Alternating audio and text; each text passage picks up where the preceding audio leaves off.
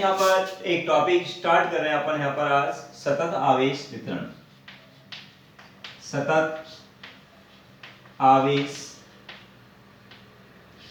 वितरण पहले आप जब जानेंगे सतत आवेश वितरण क्या होता है। यदि मैं इंग्लिश टॉपिक बात करें कंटिन्यूअस चार्ज डिस्ट्रीब्यूशन। सतत मतलब होता है लगातार। मैं एक एग्जांपल तौर पे एक एग्जांपल अपन बताएं यहाँ पर पेश करें। यहाँ पे एग्जांपल जैसे मैंने कहा जो गांवों में क्या होते हैं, कुछ ढानियां होती हैं, कुछ घर एक जगह होते हैं, कुछ घर एक जगह होते हैं। वो तो होता है विभक्त होकर, ये क्या हो गया, एक टुकड़े में बटे हुए हैं, वो तो हो गया विभक्त हो गया। और जबकि शहरों में क्या होता है कि जो हमारे घर होते हैं वो एक लगातार होते हैं, एक समान रूप से होते हैं। तो वो क्या हो गया, सतत हो गया। क्या हो गया, वो सतत हो गया, कंटिन्यूअस हो गया। तो मैंने कहा उसी प्रकार जो आवेश होता है वो किसी निकाय या क्षेत्र या प्रभाग में विभक्त न होकर क्या होगा, एक समान रूप से वितरित होता है। तो मैंने यहाँ बात की इस पे, तो मैंने कहा ये किसी प्रभाग या क्षेत्र है, एक प्रभाग या क्षेत्र या निकाय।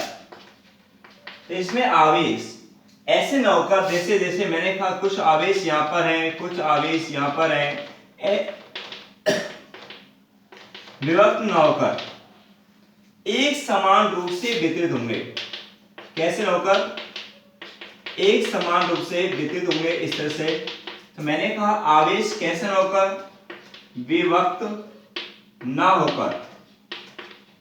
कैसा है, विभक्त न होकर कैसा है, एक समान रूप से वितरित है, एक समान रूप से वितरित होता है। और जिसे अपन कहते हैं यहाँ पर सतत आवेश वितरण। तो आपको परिभाषा यहाँ पे समझ में आ रही होगी। मैंने कहा यहाँ पर किसी प्रभाग या क्षेत्र पर, किसी प्रभाग या क्षेत्र या निकाय पर जो आवेश है वो विभक्त न होकर कैसा होता है, एक समान रूप से वितरित होता है, जिसे सतत आवेश वितरण कहते हैं। तो मैंने कहा यहाँ पर परिभाषा एक और बार रिपीट करते हैं अपन।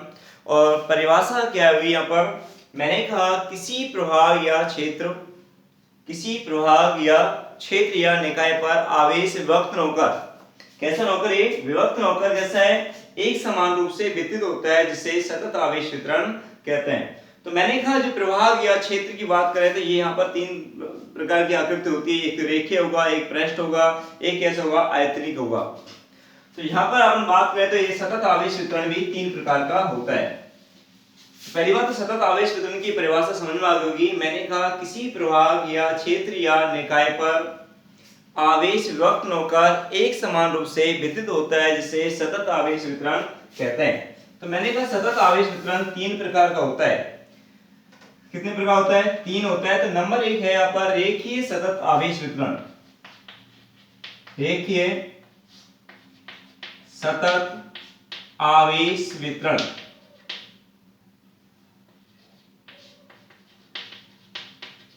रेखीय सतत आवेश वितरण क्या होता है, तो रेखीय मैंने कहा होता है, रेखीय क्या होता है, सीधा और लंबा चालक तार एक तरह का, और वो हमारी क्या होता है, एक रेखीय। कैसा है, तो अपन रेखीय के लिए क्या ले रहे हैं, एक चालक तार लेते हैं। जैसे एक चालक तार है, सीधा है और लंबा है, वो कैसा है, रेखीय।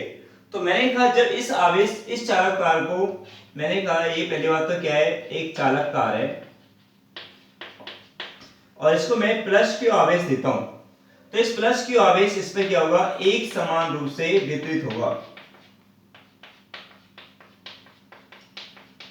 कैसे होगा, एक समान रूप से वितरित होगा। तो मैंने कहा दोबारा से रिपीट करें, यहाँ पर जाने हैं। तो मैंने कहा ये चालक तार है, वो कैसा है, सीधा व लंबा चालक तार है, तभी कैसा है यहाँ पर, रेखीय। तो मैंने कहा उसमें एक जो परिभाषा दी थी यहाँ पर सतत आवेश वितरण की, तो उसके स्थान पर यहाँ पर प्रभाग या क्षेत्र की जगह क्या हटाना लगाना है आपको, रेखीय। और रेखीय कौन है यहाँ पर, सीधा व लंबा चालक तार।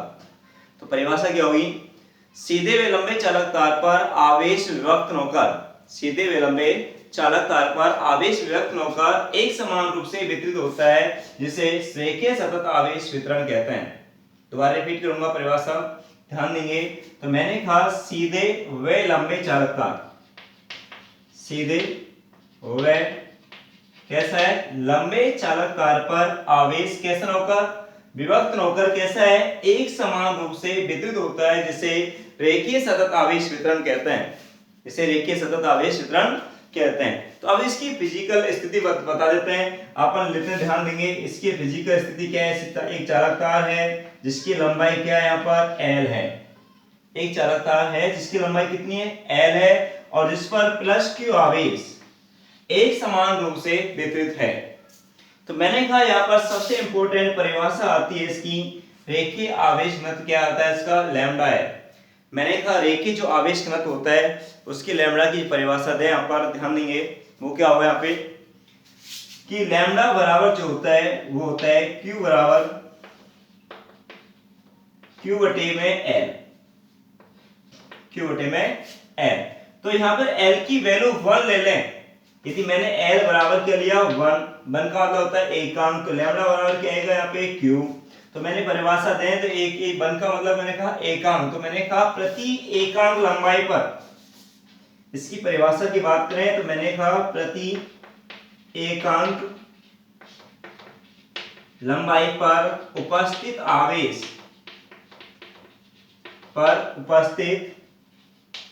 आवेश, कोई आवेश घनत्व कहते हैं।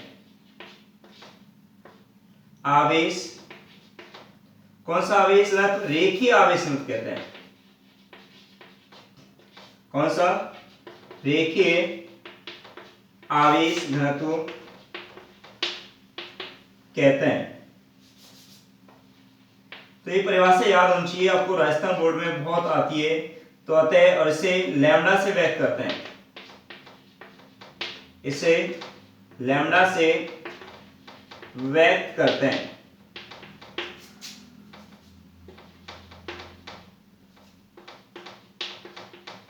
तब क्या आएगा यहाँ पे, लैम्डा बराबर Q बटे में L, समीकरण नंबर 1। इसका SI मात्रक की मैं बात करूं यहाँ पे, तो SI मात्रक क्या होगा, ये आवेश है और आवेश का मात्रक कूलम होता है और लंबाई का मात्रक क्या होता है, मीटर होता है। तो कूलम पर मीटर होगा। तो मैंने कहा इसका SI मात्रक कूलम पर मीटर। आगे मैंने कहा यदि इस चालक तार पे मैंने एक अल्पांश भाग लिया, क्या लिया मैंने, एक अल्पांश भाग जिसकी लंबाई dl है। तो मैंने कहा इसकी लंबाई यहां से यहां तक की बात करें तो कितनी लंबाई है इसकी, dl, और इसमें जो आवेश है वो आवेश क्या है यहाँ पे, dq है, और इससे कितनी दूरी पर, स्मॉल r दूरी पे, कितनी दूरी पर, एक बिंदु मैंने लिया यहाँ पे P, और जिसपे एक प्रेक्षण आवेश क्या रखा है मैंने, Q0 रखा है। तो यदि मैं अल्पांश भाग को बात करूं, अल्पांश आवेश लंबाई, अल्पांश भाग क्या है, dl है, और उस पे आवेश भी उतना ही है, लेकिन रेखीय आवेश घनत्व क्या रहेगा, नियत रहेगा। जितनी लंबाई है उतना इसमें क्या है, आवेश है। जितनी लंबाई, जिस अनुपात में लंबाई कम हुई है उसी अनुपात में आवेश का मान भी क्या हुआ, कम हुआ है। तो इसलिए ये अनुपात क्या रहता है, नियत रहता है। तो इसलिए लैम्डा का मान क्या रहेगा, इसका नियत रहेगा। तो मैं यहाँ बात करूं अतः अल्पांश भाग के लिए, अतः अल्पांश भाग dl के लिए, तो लैम्डा बराबर जो आएगा यहाँ पे dq अपॉन में आएगा dl। यदि मैं dq का मान निकालूं तो इसका dl का मल्टीप्लाई लैम्डा से करूंगा यहाँ पर, तो यहाँ पर क्या आएगा, dq इक्वल टू आएगा लैम्डा इंटू dl, समीकरण नंबर 2। 21 नंबर यहाँ पर क्या दे दिया मैंने से 2। अब ध्यान देंगे ये आवेश dq भी अल्प है और प्रेक्षण जो आवेश होता है Q0 वो भी कैसा होता है, अल्प होता है। तो इनके मध्य जो बल लगेगा वो भी कैसे लगेगा, अल्प लगेगा। उस बल को मैं नोट कर रहा हूं dF से, और कूलम के नियम से हम जानते हैं K Q1 Q2 अपॉन में क्या होता है, R स्क्वायर होता है। बल का वैल्यू F बराबर K Q1 Q2 अपॉन में R स्क्वायर होता है। तो यहाँ पर मैंने कहा यदि अपने dq और q0 के मध्य कार्यरत बल क्या है, dF है, तो कूलम के नियम से, तो यहाँ पर ध्यान देंगे dq व q0 के मध्य कार्यरत बल dF है के मध्य कार्यरत बल dF है, तब कूलॉम के नियम से, किसके नियम से? कूलॉम के नियम से। तो कूलॉम का नियम ये कहता है कि F बराबर K Q1 Q2 अपॉन में R स्क्वायर होता है। तो Q1 यहाँ पे क्या हो गया dQ और Q2 क्या हो गया Q0 और बीच की दूरी क्या है यहाँ R। तो अतः क्या आएगा कूलॉम के नियम से, तो dF equal to K dQ, ये तो हो गया Q1 और ये क्या हो गया Q2 अपॉन में R स्क्वायर। अपन dq का मान देखें तो dq बराबर क्या है लैम्डा इंटू dl है समीकरण नंबर 2 से। समीकरण नंबर 2 से dq का मान रखने पर तो क्या आएगा df बराबर k lambda dl into Q not upon में आर स्क्वायर। समीकरण नंबर 3, यह अल्पांश भाग पर कार्यरत बल है। यदि अपन संपूर्ण चालक तार पर निकालें तो क्या करेंगे, इसका समाकलन कर देंगे। तो मैंने कहा यदि संपूर्ण चालक तार पर कार्यरत बल निकालें तो इसका अपन क्या करेंगे, समाकलन करेंगे यहाँ पर। तो ध्यान देंगे वो समाकलन क्या होगा, मैंने कहा संपूर्ण चालक तार के कारण तार पर कार्यरत बल, और कार्यरत बल के लिए मैं क्या समाकलन करेंगे, तो समाकलन df बराबर समाकलन k लैम्डा dl और q नॉट अपॉन में r स्क्वायर। और जो df का समाकलन होगा वो क्या होगा f होगा, और k q नॉट को अपन बाहर निकाल सकते हैं। तो यहाँ पर समाकलन f और k q नॉट बाहर निकाल दिया और अंदर बचेगा लैम्डा dl अपॉन में r स्क्वायर। ये तो निकाल दिया मैंने बल। समीकरण नंबर क्या लिखा 4। यदि यहाँ पर विद्युत क्षेत्र की तीव्रता पूछे तो आप जानते हैं विद्युत क्षेत्र की तीव्रता की परिभाषा के अनुसार E बराबर F बटे Q नॉट होता है। तो मैंने कहा अतः विद्युत क्षेत्र की तीव्रता, विद्युत क्षेत्र E बराबर F बटे Q नॉट, F बटे में Q नॉट। तो समीकरण 4 से लिख देता हूं यहाँ पे समीकरण 4 से, तो E की जो वैल्यू आएगी यहाँ देखेंगे E बराबर K बटे K Q नॉट समाकलन लैम्डा dl अपॉन में R स्क्वायर बटे में Q नॉट। Q नॉट से Q नॉट कटेगा और E की जो सूत्र आएगा समाकलन लैम्डा dl अपॉन में K बाहर और है K समाकलन लैम्डा dl अपॉन में R स्क्वायर। तो ये समीकरण नंबर अपन क्या दे देंगे इसे 5। तो समझ में आया होगा अब तक, ध्यान नहीं है, दोबारा से रिपीट कर रहा हूं मैं डायरेक्शन को। अगली डायरेक्शन इसी से संबंधित है, तो अभी दोनों ऑटोमेटिक याद हो जाएंगे। यहाँ पर ध्यान देंगे। तो मैंने कहा एक भाषा याद ले सकते हैं, इसे लिखना चाहे तो मैंने कहा एक स्मॉल एल लंबाई का एक चालक तार है जिस पर प्लस q आवेश एक समान रूप से वितरित है। और जिस ध्यान देंगे आगे, तो मैंने कहा जिस पर एक अल्पांश भाग क्या लिया है dl है, जिस पे आवेश क्या है dq है, जिससे समान दूरी पर एक बिंदु के लिए मैंने p लिया है जिस पर प्रेक्षण आवेश q नॉट स्थित है। तो आगे मैंने कहा यहाँ पर ये परिभाषा सबसे ज्यादा पूछी जाती है और इम्पोर्टेंट भी होती है। वो क्या है, यहाँ पर प्रति एकांक लंबाई पर उपस्थित आवेश को ही रेखीय आवेश घनत्व कहते हैं। मैंने कहा प्रति एकांक लंबाई पर उपस्थित आवेश को ही रेखीय आवेश घनत्व कहते हैं। इसे लैम्डा से व्यक्त करते हैं और लैम्डा बराबर q बटे में l। ये परिभाषा आपको याद होनी चाहिए, सूत्र भी याद होना चाहिए, बहुत काम आएगा अगले टॉपिकों में। तो लैम्डा बराबर q बटे में l। ऐसा ही मात्रा क्या हो गया कूलम पर मीटर होगा। तो अल्पांश भाग क्या है dl के लिए क्या होगा, मैंने कहा जिस अनुपात में लंबाई है उस अनुपात में q का मान होगा।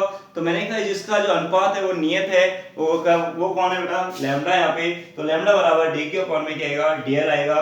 तो dq का मैंने कहा वैल्यू निकालनी है मेरे को, तो dl का मल्टीप्लाई लैम्डा से किया तो dq बराबर आया लैम्डा इंटू dl।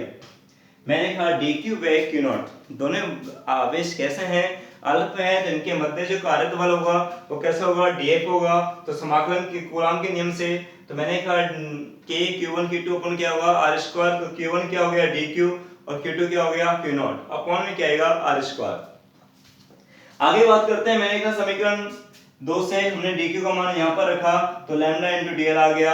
आगे मैंने कहा संपूर्ण चालक तार पर कार्यत बल, तो समीकरण मैंने कहा इसका क्या करेंगे अपन समाकलन कर देंगे तो संपूर्ण का आ जाएगा, तो उस पर कार्यत बल क्या आ गया f k q नॉट को बाहर निकाल दिया लैम्डा dl अपॉन में r स्क्वायर। इसी फॉर्म में सूत्र को छोड़ा है, यदि आप आगे भी कर सकते हैं लैम्डा अपॉन r स्क्वायर को बाहर निकालें, dl का समाकलन क्या होगा l होगा। आगे आते हैं विद्युत क्षेत्र E बराबर क्या होता है F बटे में Q नॉट होता है। तो समीकरण 4 से F का मान रखा तो K Q नॉट लैम समाकलन लैम्डा dl अपॉन में r स्क्वायर बटे में Q नॉट से Q नॉट कटेगा और K समाकलन लैम्डा dl अपॉन में r स्क्वायर, समीकरण नंबर 5। आगे यदि मैं बात करता हूं, ये तो पढ़ाया मैंने, देखिए देखो ध्यान दें, अब ये तुरंत होता है सब कुछ। यदि मैं यहाँ पृष्ठीय सतत आवेश वितरण पढ़ाता हूं नंबर 2 पे, आप ऑटोमेटिक समझ आया मुझे क्या चाहिएगा, एक पृष्ठ चाहिएगा। क्या चाहिएगा मेरे को, पृष्ठ। जैसे मैंने यहाँ पे बात की पृष्ठ हो गया और एक कोई पृष्ठ है ऐसे जिसका क्षेत्रफल की मैं बात करूं, उसका क्षेत्रफल क्या है, कैपिटल A है।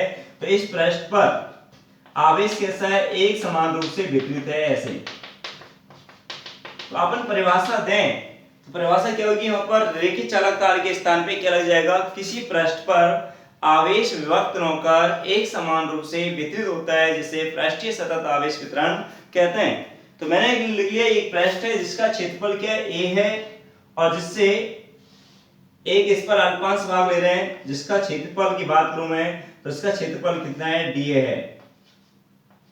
कितना क्षेत्रफल है, dA, और इस पे जो आवेश है वो आवेश कितना होगा, अल्पी होगा, dq होगा। तो इससे स्मॉल r दूरी पर एक बिंदु क्या लेंगे, p लेंगे, जिस पे प्रेक्षण आवेश क्या है, यहाँ पे q नॉट है। तो इसका रेखीय जो आवेश घनत्व न होकर क्या होगा, इसका पृष्ठीय आवेश घनत्व होगा, और पृष्ठीय आवेश घनत्व को अपन व्यक्त करते हैं सिग्मा से। तो यहाँ पर लैम्डा के स्थान पे क्या आएगा, यहाँ पर सिग्मा आएगा, और यहाँ पे क्या नीचे आएगा a। और यहाँ पर अब देखिए यहाँ एकांक लंबाई है, तो एकांक लंबाई के स्थान पे क्या आएगा, क्षेत्रफल, क्या आएगा, क्षेत्रफल, और इसका जो मात्रा होगा वो क्या होगा, कूलॉम पर मीटर स्क्वायर हो जाएगा। तो क्या होगी परिभाषा, प्रति एकांक क्षेत्रफल पर उपस्थित आवेश को ही पृष्ठीय, कौन सा हो जाएगा ये, पृष्ठीय आवेश घनत्व कहते हैं। कौन सा कहते हैं इसे, पृष्ठीय आवेश घनत्व कहते हैं। इसे अपन किससे व्यक्त करते हैं, सिग्मा से। किससे व्यक्त करते हैं से, तो सिग्मा बराबर q अपॉन में a आएगा, और इसका मात्रक देखें, आवेश का मात्रक कूलॉम होगा, क्षेत्रफल का मात्रक मीटर स्क्वायर हो गया। तो अल्पांश भाग क्या है यहाँ पे, dA, dq अपॉन में क्या आएगा, dA आ जाएगा। तो सिग्मा बराबर क्या आएगा, dq अपॉन में dA। तो मैंने कहा यहाँ dq बराबर क्या आएगा, सिग्मा इनटू dA। तो मैंने कहा अगर dq है q नॉट के मध्य कार्यत बल वही सेम रहेगा, dA को डायरेक्शन में यहाँ पे कोई चेंज नहीं है, केवल यहाँ पे dq का मान क्या रहेगा, सिग्मा dA। क्या आएगा यहाँ पे, सिग्मा dA। आगे मैंने कहा संपूर्ण चालक तार पर यह केवल यहाँ पर लैम्डा के स्थान और इनके यहाँ पर चेंज होंगे, पूरी डायरेक्शन यही सेम है यहाँ पे, और ये भी यहाँ सेम इस तरह से चेंज हो जाएगा, sigma dA, sigma dA। I hope आपको समझ में आई होगी। केवल एक कौन चेंज हो रहा है यहाँ पे, सिग्मा, और ये L के स्थान पे कौन आ गया, A, एरिया। तो इस तरह से मैंने कहा पृष्ठीय सतत आवेश वितरण समझ में आया होगा कि अपन को क्या लिखना है कि भी किसी पृष्ठ पर आवेश विभक्त होकर एक समान रूप से वितरित होता है। तो अब तीसरा आपको समझ में आ रहा होगा कि हमारा कौन सा है, आयतन सतत आवेश वितरण। तो मैं यदि यहाँ पर लिखूं आयतन, वॉल्यूम, तो आयतन के लिए अपन तीनों चीज दिखा सकते हैं, कि एकता नहीं दिखाते, आयतन में लंबाई गुना चौड़ाई गुना ऊंचाई तीनों होती है। तो मैंने एक यहाँ पर एक घन ले लिया, और इस आयतन पर आवेश एक समान रूप से वितरित होगा ऐसे। तो मैंने कहा किसी आयतन पर आवेश व्यक्त होकर एक समान रूप से क्या होता है, वितरित होता है, जैसे आयतन सतत आवेश वितरण कहते हैं। दोबारा रिपीट करूंगा परिभाषा, किसी आयतन पर आवेश विभक्त होकर एक समान रूप से वितरित होता है जिसे आयतन सतत आवेश वितरण कहते हैं। तो मैंने कहा एक आयतन है जिसका कितना आयतन है, बी आयतन पर आवेश प्लस q आवेश एक समान रूप से वितरित है, और इस पर एक अल्पांश भाग लेंगे, ऐसे एक अल्पांश भाग ले लिया जिसका क्षेत्र आयतन कितना है, dv है, और जिस पे आवेश की बात करूं मैं वो कितना है, dq है। और इससे कितनी दूरी पर भैया, स्मॉल r दूरी पे एक बिंदु p ले लिया, और प्रेक्षण आवेश क्या है, q2 है। अब क्षेत्रफल के स्थान पे आपको समझ में आ रहा होगा क्या आएगा, आयतन। क्या आएगा, और आयतन पर उपस्थित आवेश को ही कहेंगे अपन आयतन आवेश घनत्व। क्या कहेंगे उसे, और आयतन आवेश घनत्व को हम व्यक्त करते हैं किससे, रो से, और यहाँ पर आएगा Q/V और यहाँ पे क्या आएगा मीटर क्यूब। क्या आएगा यहाँ पर, इसी प्रकार रो dQ/ में क्या जाएगा नीचे dV आ जाएगा, और यहाँ पर भी क्या जाएगा dQ बराबर रो इंटू dV आ जाएगा, सेम डेरिवेशन यही सेम, तो रो इंटू क्या है यहाँ पर dV आएगा, यहाँ पे आएगा रो इंटू dV आएगा। केवल ये चेंज आपको समझ में आना चाहिए, चेंज समझ में आ गया होगा। रेखीय जो हमारा आयतन आवेश घनत्व है उसे किससे व्यक्त करते हैं अपन, रो से व्यक्त करते हैं। तो मैंने कहा प्रति एकांक आयतन पर उपस्थित आवेश को ही आयतन आवेश घनत्व कहते हैं। अगली जो वीडियो मेरी राजस्थान बोर्ड का सबसे अहम टॉपिक होता है और गॉस का नियम अपन लोग पढ़ेंगे यहाँ पर। तो मैं आई होप समझ में आया होगा सतत आवेश वितरण